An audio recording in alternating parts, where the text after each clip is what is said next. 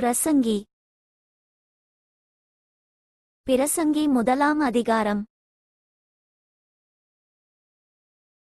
தாவீதின் குமாரனும் எருசலேமின் ராஜாவுமாகிய பிரசங்கியின் வாக்கியங்கள். மாயை, மாயை, எல்லாம் மாயை என்று பிரசங்கி சொல்லுகிறான். சூரியனுக்குக் கீழே மனுஷன் படுகிற எல்லா பிரயாசத்தினாலும் அவனுக்கு பலன் என்ன? ஒரு சந்ததி போகிறது, மறு சந்ததி வருகிறது, பூமியோ என்றைக்கும் நிலைத்திருக்கிறது. சூரியன் உதிக்கிறது, சூரியன் அஸ்தமிக்கிறது, தான் உதித்த இடத்திற்கு அது திரும்பவும் தீவிரிக்கிறது. காற்று தெற்கே போய் வடக்கேயும் சுற்றி சுழன்று சுழன்று அடித்து தான் சுற்றின இடத்துக்கே திரும்பவும் வரும்.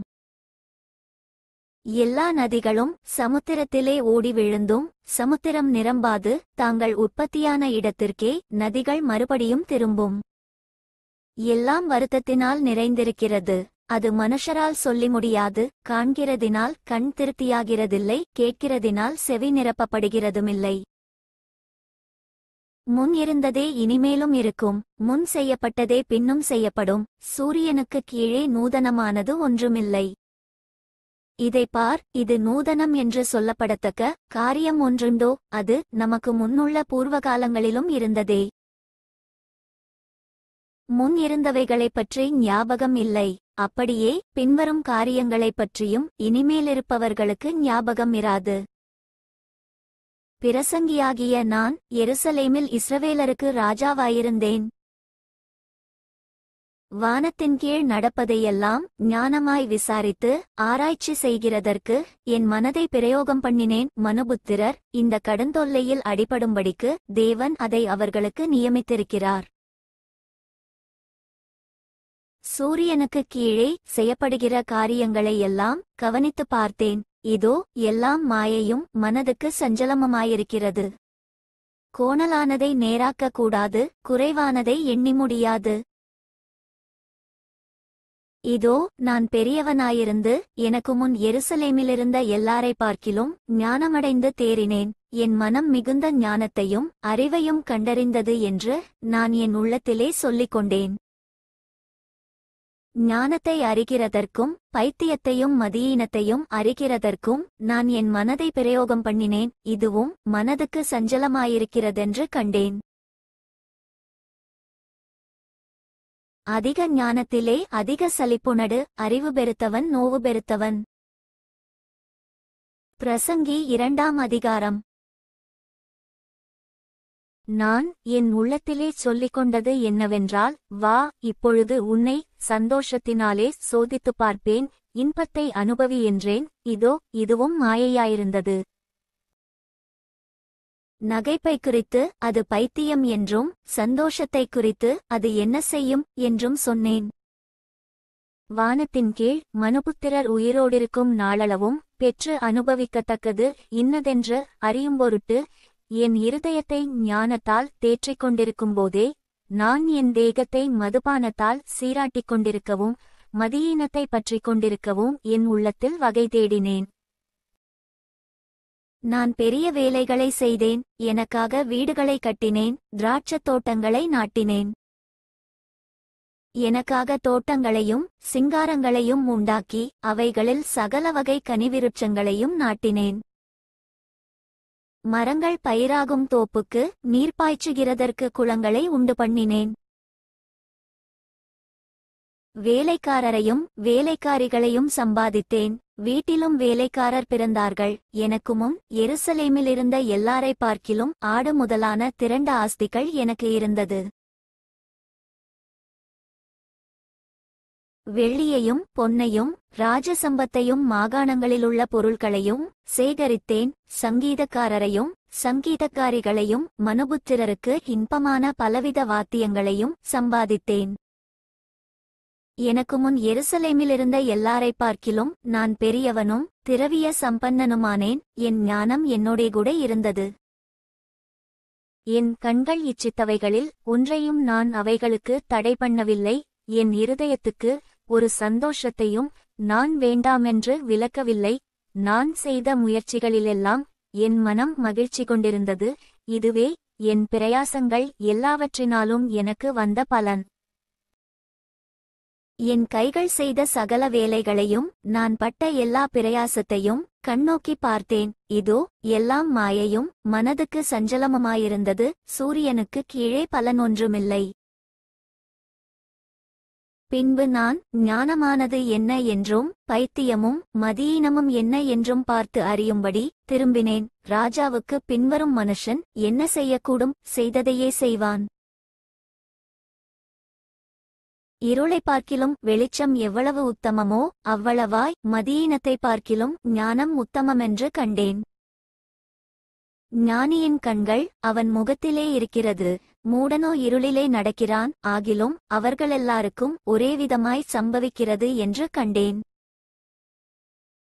மூடனுக்கு சம்பவிக்கிறது போல எனக்கும் சம்பவிக்கிறதே. அப்படியிருக்க நான் அதிக ஞானமடைந்ததினால் காரியமென்ன என்று சிந்தித்தேன். இதுவும் மாயை என்று என் உள்ளத்தில் எண்ணினேன்.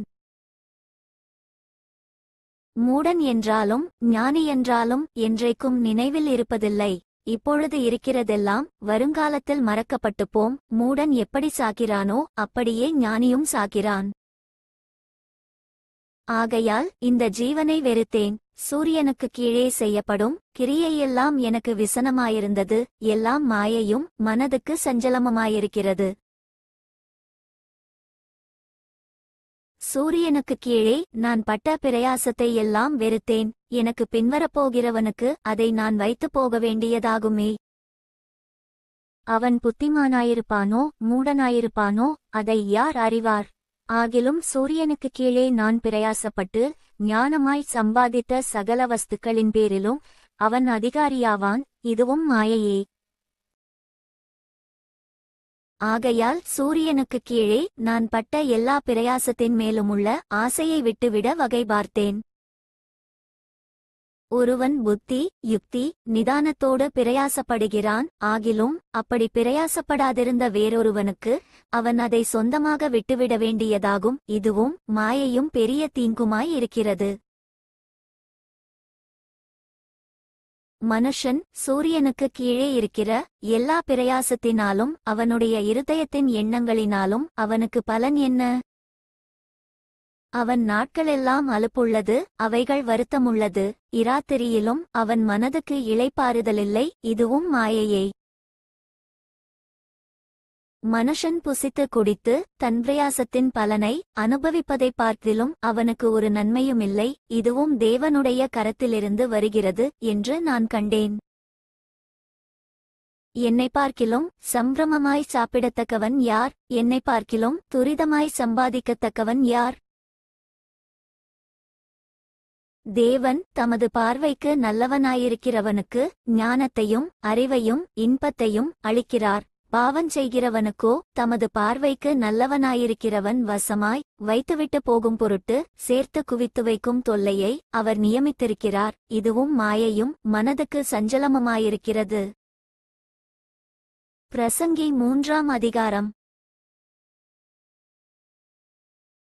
ஒவ்வொன்றிற்கும் ஒவ்வொரு காலமுண்டு. வானத்தின் கீழிருக்கிற ஒவ்வொரு காரியத்துக்கும் ஒவ்வொரு சமயமுண்டு.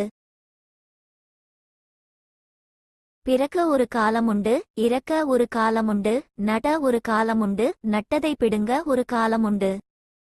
கொல்ல ஒரு காலமுண்டு, குணமாக்க ஒரு காலமுண்டு, இடிக்க ஒரு காலமுண்டு, கட்ட ஒரு காலமுண்டு. அழ ஒரு காலமுண்டு, நகைக்க ஒரு காலமுண்டு, புலம்ப ஒரு காலமுண்டு, நடனம் பண்ண ஒரு காலமுண்டு. கற்களை எறிந்துவிட ஒரு காலமுண்டு, கற்களை சேர்க்க ஒரு காலமுண்டு. தழுவ ஒரு காலமுண்டு, தழுவாமலிருக்க ஒரு காலமுண்டு. தேட ஒரு காலமுண்டு, இழக்க ஒரு காலமுண்டு, காப்பாற்ற ஒரு காலமுண்டு, எரிந்துவிட ஒரு காலமுண்டு.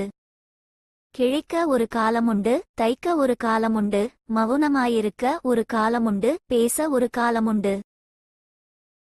சிநேகிக்க ஒரு காலமுண்டு, பகைக்க ஒரு காலமுண்டு, யுத்தம் பண்ண ஒரு காலமுண்டு, சமாதானம் பண்ண ஒரு காலமுண்டு. வருத்தப்பட்டு பிரயாசப்படுகிறவனுக்கு அதனால் பலன் என்ன? மனுபுத்திரர் பாடுபடும்படி தேவன் அவர்களுக்கு நியமித்த தொல்லையைக் கண்டேன். அவர் சகலத்தையும் அதினதின் காலத்திலே நேர்த்தியாக செய்திருக்கிறார். உலகத்தையும் அவர்கள் உள்ளத்திலே வைத்திருக்கிறார். ஆதலால் தேவன் ஆதிமுதல் அந்தம் மட்டும் செய்து வரும் கிரியையை மனுஷன் கண்டுபிடியான். மகிழ்ச்சியாயிருப்பதும் உயிரோடிருக்கையில் நன்மை செய்வதுமேயல்லாமல் வேறொரு நன்மையும் மனுஷனுக்கு இல்லை என்று அறிந்தேன். அன்றியும் மனுஷர் யாவரும் புசித்து குடித்து தங்கள் சகல பிரயாசத்தின் பலனையும் அனுபவிப்பது தேவனுடைய அனுக்கிரகம். தேவன் செய்வது எதுவோ அது என்றைக்கும் நிலைக்கும் என்று அறிவேன். அதினோடே ஒன்றும் கூட்டவும் கூடாது, அதிலிருந்து ஒன்றும் குறைக்கவும் கூடாது. மனுஷர் தமது சமூகத்தில் பயந்திருக்கும்படி தேவன் இப்படி செய்து வருகிறார். முன் நடந்ததே இப்பொழுதும் நடக்கிறது, இனி நடக்கப் போகிறதும் முன்னமே நடந்தது. நடந்ததையோ தேவன் விசாரிப்பார். பின்மாரிக்குக் கீழே நான் நியாயஸ்தலத்தைக் கண்டேன், அங்கே அநியாயம் இருந்தது. நீதி ஸ்தலத்தையும் கண்டேன், அங்கே அநீதி இருந்தது. சகல எண்ணங்களையும் சகல செய்கைகளையும் நியாயந்தீர்க்குங்காலம் இனி இருக்கிறபடியால் சன்மார்க்கனையும் துன்மார்க்கனையும் தேவன் நியாயந்தீர்க்கிறார் என்று என் உள்ளத்தில் எண்ணினேன். மனுபுத்திரர் தாங்கள் மிருகங்களைப் போல் இருக்கிறார்களென்பதை அவர்கள் அறியும்படிக்கு தேவன் அவர்களை சோதிக்கிறாரென்று நான் மனுஷருடைய நிலைமையை குறித்து என் உள்ளத்திலே எண்ணினேன். மனுபுத்திரருக்கு சம்பவிக்கிறது மிருகங்களுக்கும் சம்பவிக்கும். அவர்களுக்கும் இவைகளுக்கும் ஏக சம்பவமுண்டு. இவைகள் சாகிறது போலவே இவர்களும் சாகிறார்கள். ஜீவன்களுக்கெல்லாம் சுவாசம் ஒன்றே. மிருகத்தைப் பார்க்கிலும் மனுஷன் மேன்மையுள்ளவன் அல்ல. எல்லாம் மாயையே. எல்லாம் ஒரே இடத்துக்கு போகிறது. எல்லாம் மண்ணிலே உண்டாகிறது. எல்லாம் மண்ணுக்கு திரும்புகிறது. உயர ஏறும் மனுஷனுடைய ஆவியையும் தாழ பூமியிலிறங்கும் மிருகங்களுடைய ஆவியையும் அறிகிறவன் யார்? இப்படியிருக்கிறபடியால் மனுஷன் தன் செய்கைகளில் மகிழ்ச்சியாயிருக்கும் நன்மையையல்லாமல் வேறே நன்மையில்லை என்று கண்டேன். இதுவே அவன் பங்கு. தனக்கு பின்வரும் காரியங்களை காணும்படிக்கு அவனை திரும்பிவர பண்ணுகிறவன் யார்?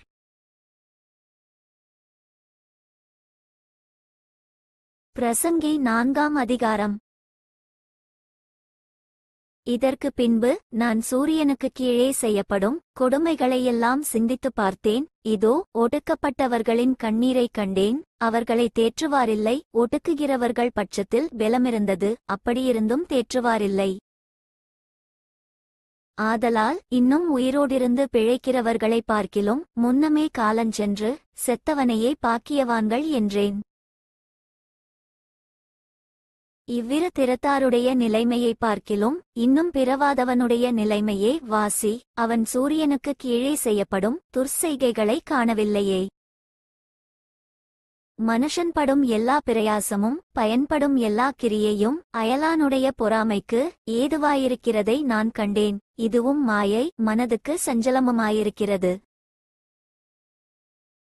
மூடன் தன் கைகளைக் கட்டிக்கொண்டு தன் சதையையே தின்கிறான். வருத்தத்தோடும் மனசஞ்சலத்தோடும் 2 கைப்பிடியும் நிறைய கொண்டிருப்பதைப் பார்க்கிலும் அமைச்சலோடு ஒரு கைப்பிடி நிறைய கொண்டிருப்பதே நலம். பின்பு நான் திரும்பிக் கொண்டு சூரியனுக்குக் கீழே செய்யப்படும் மாயையான வேறொரு காரியத்தைக் கண்டேன்.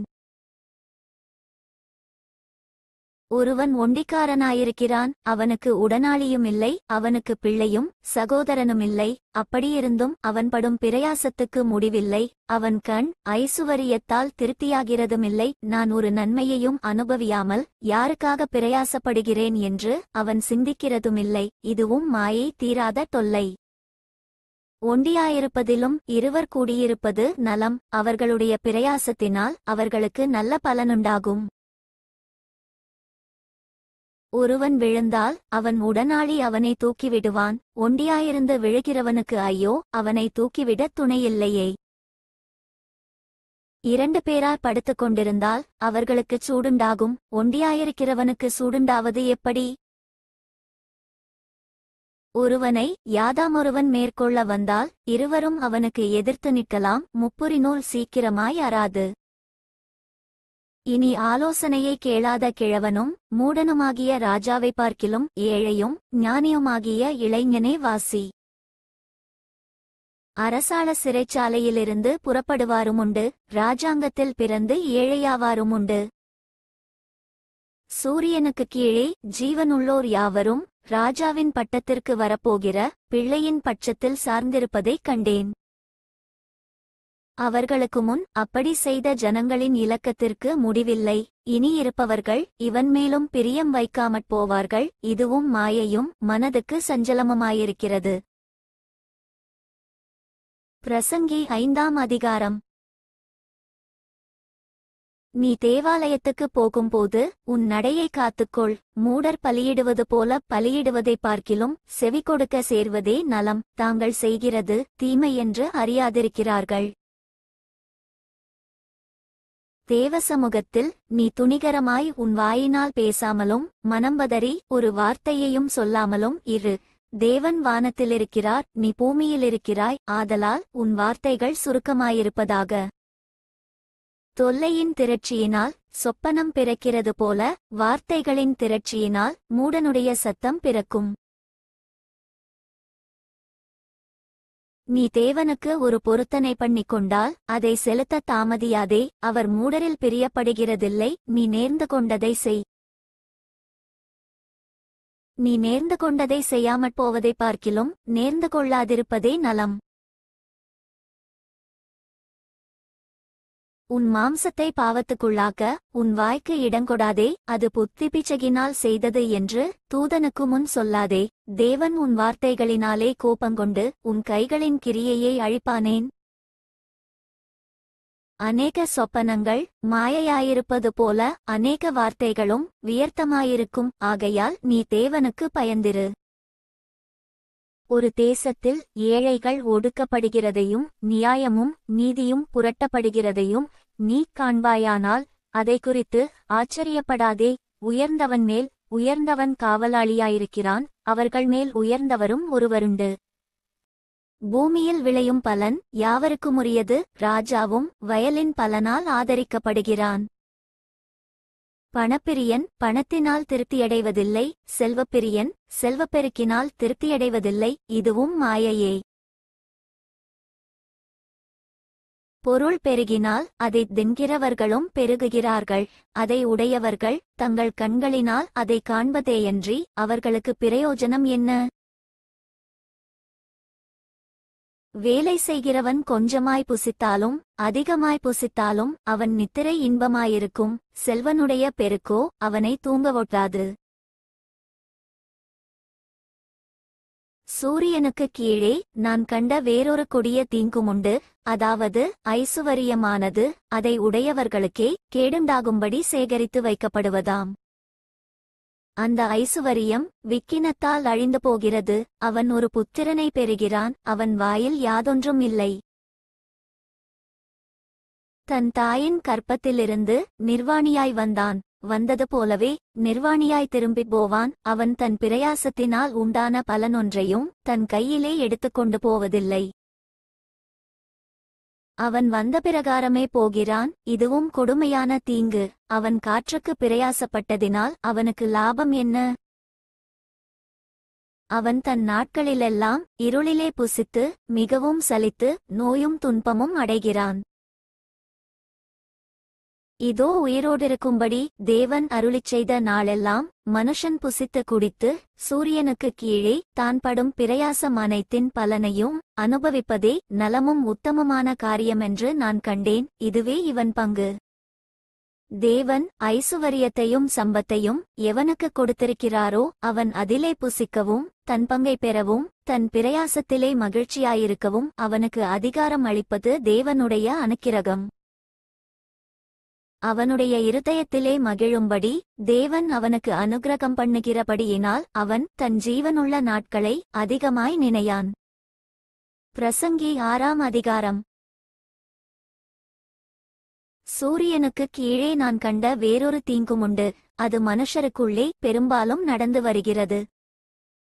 அதாவது ஒருவனுக்கு தேவன் செல்வத்தையும் சம்பத்தையும் கனத்தையும் கொடுக்கிறார். அவன் என்ன இச்சித்தாலும் அதெல்லாம் அவனுக்கு குறைவில்லாமல் கிடைக்கும். ஆனாலும் அவைகளை அனுபவிக்கும் சக்தியை தேவன் அவனுக்கு கொடுக்கவில்லை. அந்நிய மனுஷன் அதை அனுபவிக்கிறான். இதுவும் மாயையும் கொடிய நோயுமானது.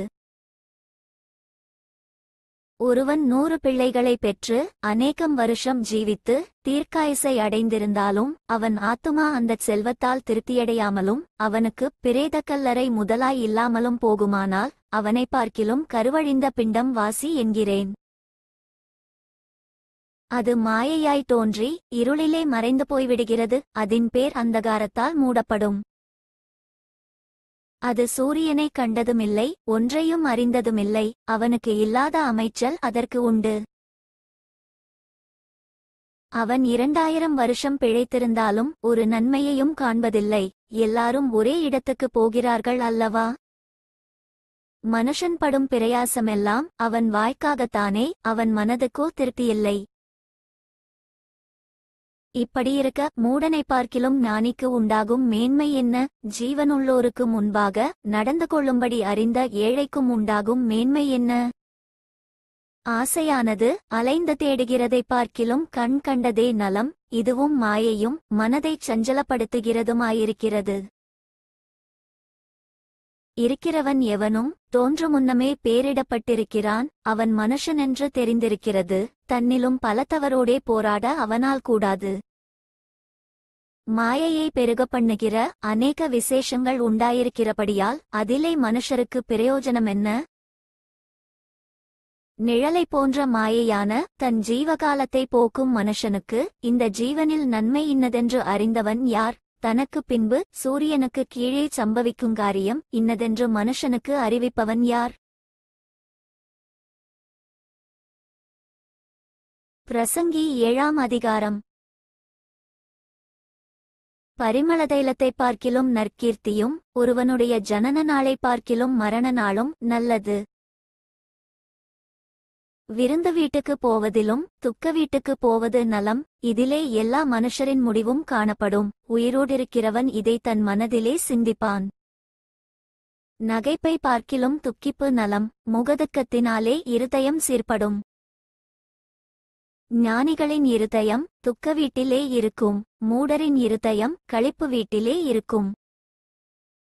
ஒருவன் மூடரின் பாட்டை கேட்பதிலும் ஞானியின் கடிந்து கொள்ளுதலை கேட்பது நலம்.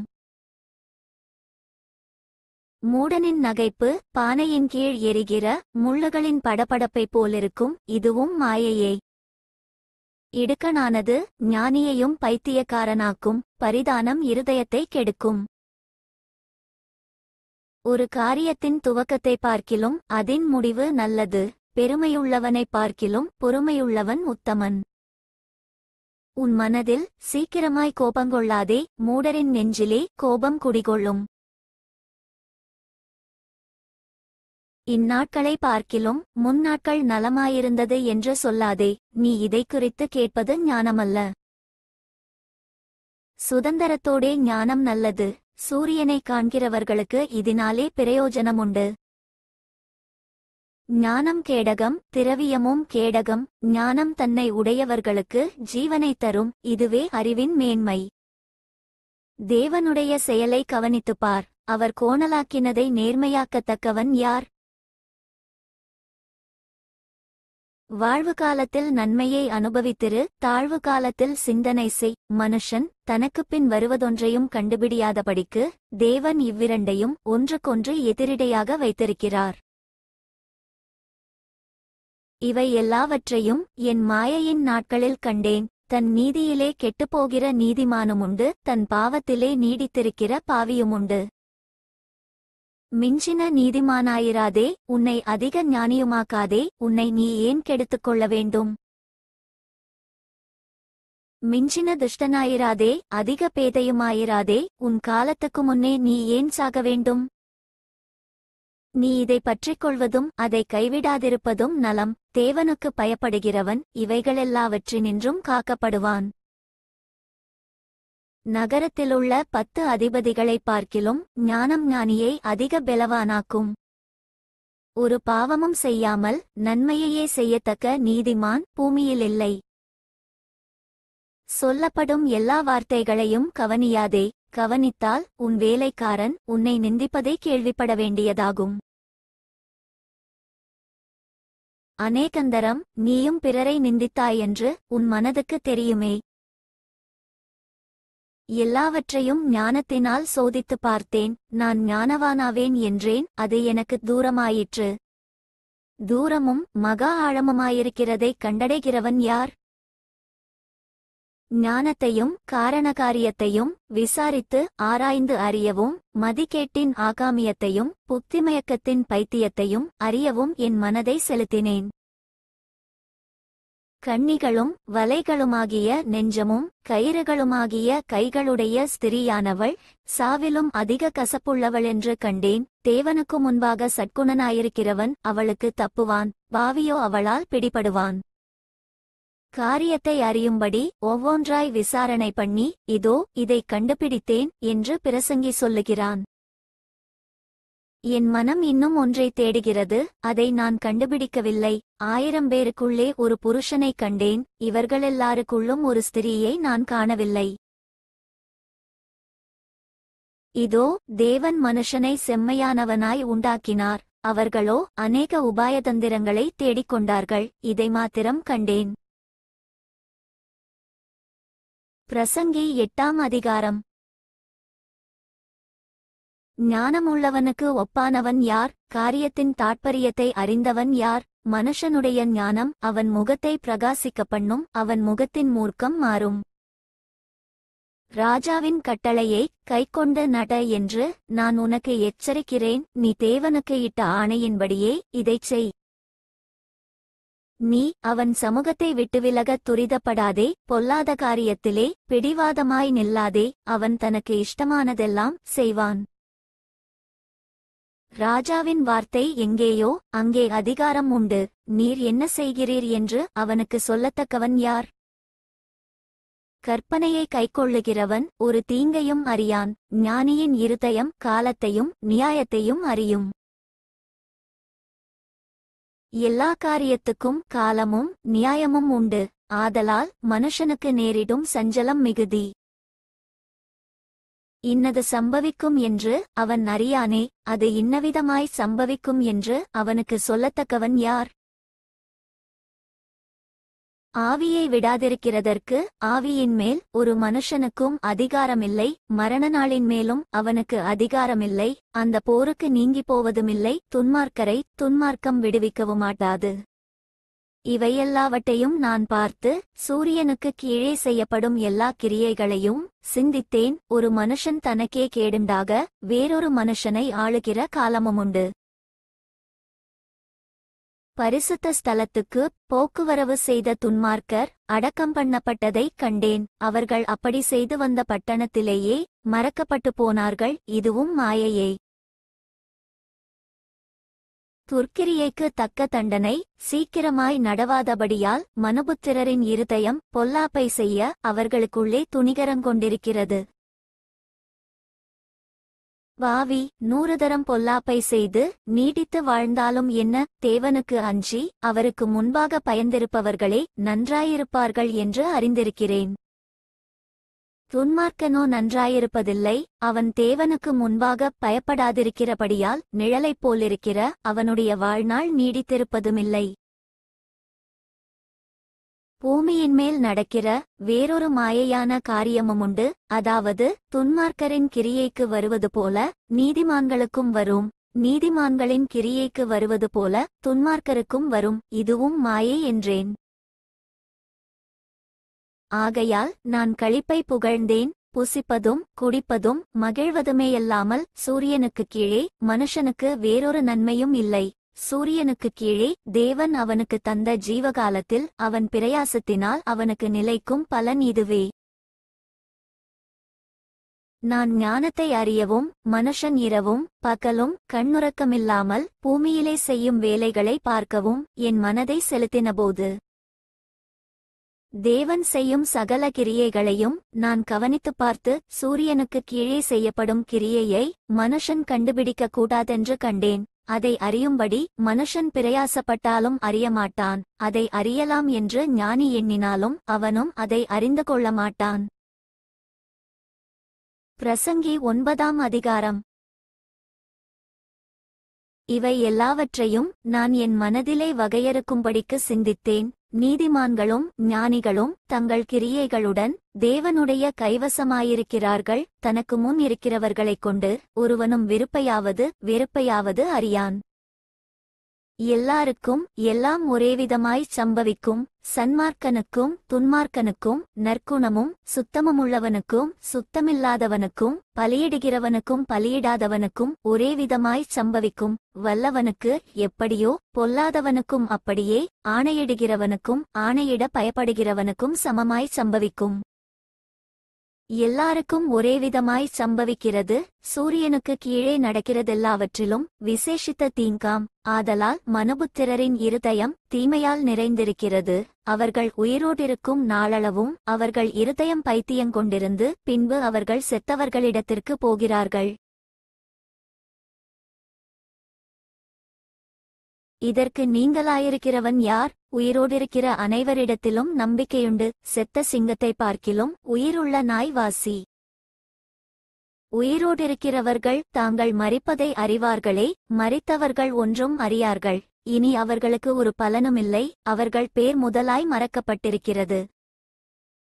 அவர்கள் சிநேகமும் அவர்கள் பகையும் அவர்கள் பொறாமையும் எல்லாம் ஒழிந்து போயிற்று. சூரியனுக்கு கீழே செய்யப்படுகிறதொன்றிலும் அவர்களுக்கு இனி என்றைக்கும் பங்கில்லை.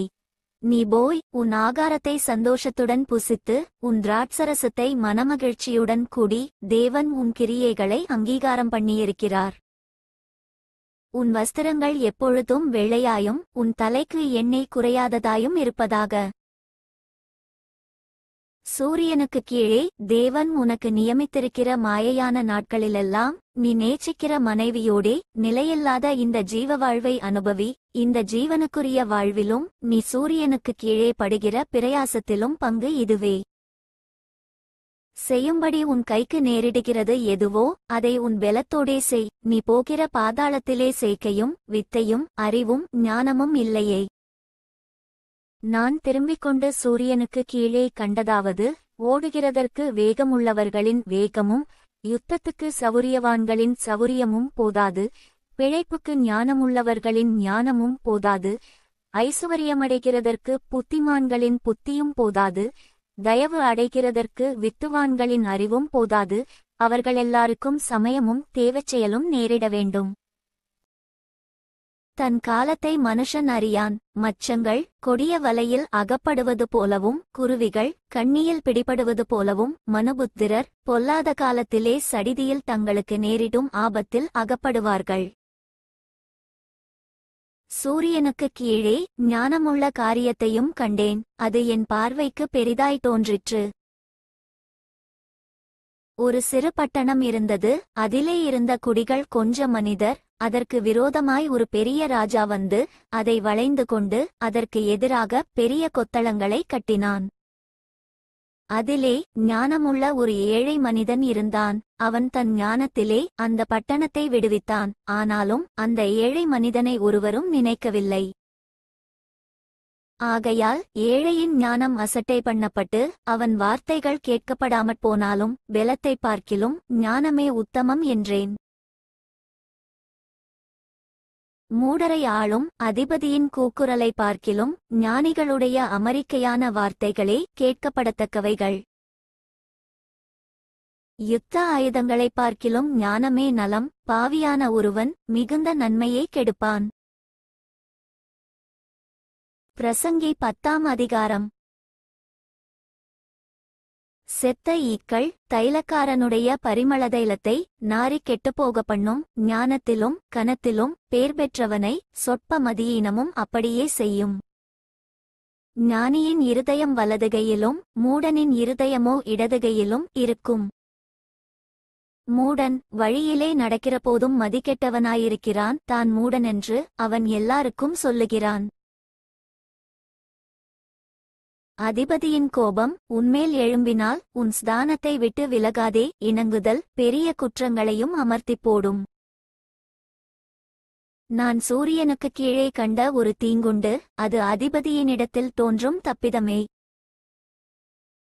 மூடர் மகா உயர்ந்த நிலையில் வைக்கப்படுகிறார்கள், சீமான்களோ தாழ்ந்த நிலையில் உட்கார்ந்திருக்கிறார்கள்.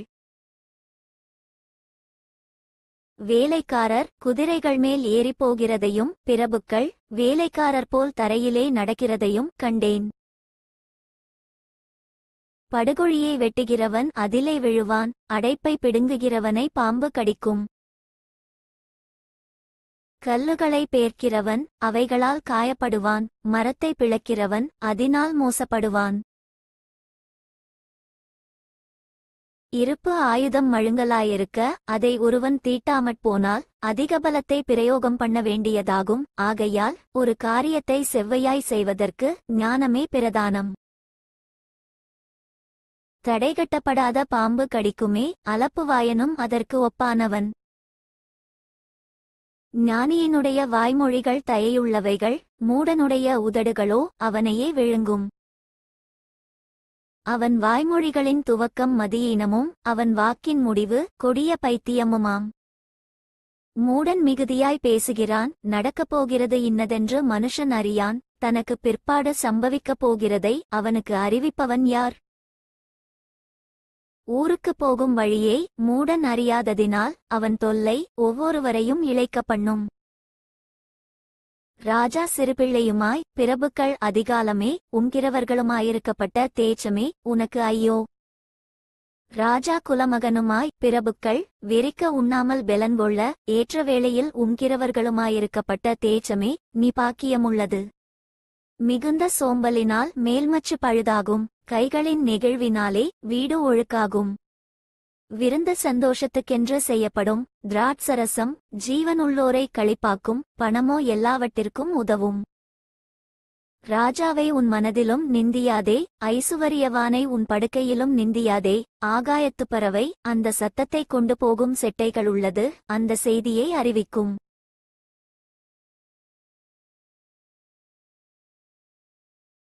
பிரசங்கி 11ஆம் அதிகாரம். உன் ஆகாரத்தை தண்ணீர்கள் மேல் போடு, அநேக நாட்களுக்குப் பின்பு அதின் பலனைக் காண்பாய். 7 பேருக்கும் 8 பேருக்கும் பங்கிட்டுக் கொடு, பூமியின் மேல் என்ன ஆபத்து நேரிடுமோ உனக்கு தெரியாது. மேகங்கள் நிறைந்திருந்தால் மழையை பூமியின் மேல் பொழியும், மரமானது தெற்கே விழுந்தாலும் வடக்கே விழுந்தாலும் விழுந்த இடத்திலேயே மரம் கிடக்கும். காற்றை கவனிக்கிறவன் விதைக்க மாட்டான், மேகங்களை நோக்குகிறவன் அறுக்கமாட்டான். ஆவியின் வழி இன்னதென்றும் கர்ப்பவதியின் வயிற்றில் எலும்புகள் உருவாகும் விதம் இன்னதென்றும் நீ அறியாதிருக்கிறது போலவே எல்லாவற்றையும் செய்கிற தேவனுடைய செயல்களையும் நீ அறியாய். காலையிலே உன் விதையை விதை, மாலையிலே உன் கையை நெகிழவிடாதே. அதுவோ இதுவோ எது வாய்க்குமோ என்றும் இரண்டும் சரியாய் பயன்படுமோ என்றும் நீ அறியாயே. வெளிச்சம் இன்பமும் சூரியனைக் காண்பது கண்களுக்கு பிரியமுமாமே. மனுஷன் அநேக வருஷம் ஜீவித்து அவைகளிலெல்லாம் மகிழ்ச்சியாயிருந்தாலும் அவன் இருளின் நாட்களையும் நினைக்க வேண்டும். அவைகள் அநேகமாயிருக்கும், வந்து சம்பவிப்பதெல்லாம் மாயையே. வாலிபனே, உன் இளமையிலே சந்தோஷப்படு, உன் வாலிப நாட்களிலே உன் இருதயம் உன்னை பூரிப்பாக்கட்டும். உன் நெஞ்சின் வழிகளிலும் உன் கண்ணின் காட்சிகளிலும் நட. ஆனாலும் இவையெல்லாவற்றி நிமித்தமும் தேவன் உன்னை நியாயத்திலே கொண்டு வந்து நிறுத்துவார் என்று அறி. நீ உன் இருதயத்திலிருந்து சஞ்சலத்தையும் உன் மாம்சத்திலிருந்து தீங்கையும் நீக்கிப் போடு. இளவயதும் வாலிபமும் மாயையே. பிரசங்கி 12ஆம் அதிகாரம். நீ உன் வாலிப பிராயத்திலே உன் சிருஷ்டிகரை நினை. தீங்கு நாட்கள் வராததற்கு முன்னும் எனக்கு பிரியமானவைகளல்ல என்று நீ சொல்லும் வருஷங்கள் சேராததற்கு முன்னும். சூரியனும் வெளிச்சமும் சந்திரனும் நட்சத்திரங்களும் அந்தகாரப்படாததற்கு முன்னும்.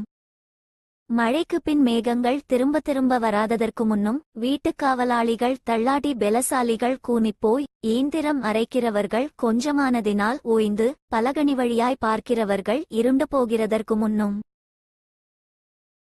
இயந்திர சத்தம் தாழ்ந்ததினால் தெருவாசலின் கதவுகள் அடைபட்டு குருவியின் சத்தத்துக்கும் எழுந்திருக்க வேண்டியதாகி கீதவாத்திய கன்னிகைகளெல்லாம் அடங்கிப் போகாததற்கு முன்னும் மேட்டுக்காக அச்சமுண்டாகி வழியிலே பயங்கள் தோன்றி வாதுமை மரம் பூ பூத்து வெட்டுக்கிளியும் பாரமாகி பசித்தீபனமும் அற்றுப்போகாததற்கு முன்னும் மனுஷன் தன் நித்திய வீட்டுக்குப் போகிறதினாலே துக்கங்கொண்டாடுகிறவர்கள் வீதியிலே தெரியாததற்கு முன்னும் வெள்ளிக்கயிறு கட்டுவிட்டு பொற்கிண்ணி நசுங்கி ஊற்றின் அருகே சால் உடைந்து துறவண்டையில் உருளை நொறுங்கி இவ்விதமாய் மண்ணானது தான் முன்னிருந்த பூமிக்கு திரும்பி ஆவி தன்னை தந்த தேவனிடத்திற்கு மறுபடியும் போகாததற்கு முன்னும் அவரை உன் வாலிபப் பிராயத்திலே நினை. மாயை மாயை எல்லாம் மாயை என்று பிரசங்கி சொல்லுகிறான்.